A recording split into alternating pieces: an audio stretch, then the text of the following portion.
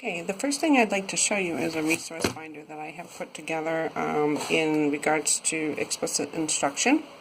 And in this binder I have some of the items that I have used to distribute to my interventionist. I am required to supervise, at this point and now I have 6 interventionists I'm supervising and 4 paraeducators. That number seems to keep changing, but I did do some work with the interventionists and paraeducators about the growth mindset, and I felt like that was a pretty powerful piece of information that we learned through this course about helping students become more active learners. And so this is just kind of growth mindset statements, and I got this off the internet from Choice Schools, and there is a nice little article there about 7 steps to adopting a growth mindset within your school. I do have that same poster posted in my office, and I have shared it with each of the interventionists.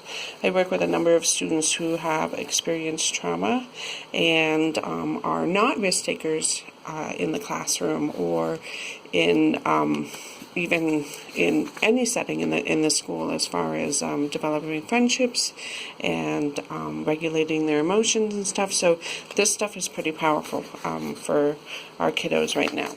I do have a little poster here. I actually put this over the copier in the copy room, and then one of the interventionists made it into a tree for me, which was kind of cool.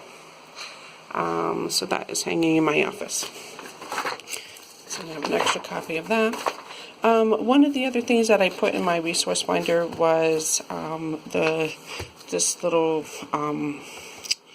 just kind of reminder about sentence starters, and I do have that hanging in my office as well. I also have it in my in my plan book, as I do struggle with this area with helping kids make direct comments or be more specific in their statements when they are talking about literature. And one of the principles was to discuss was to use sentence starters to help students be complete more full sentences, complete sentences in their discussions and their writing. It also is a great tool, I guess, as well, for those students that don't know where to start.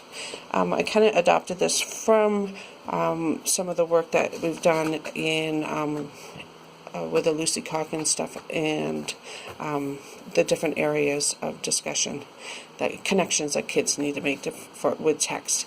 So I was thinking this would be a good place to start, considering that many of my kids really struggle at that when we assess their reading text level, and they struggle with making connections with the books that they are reading. This here is the 16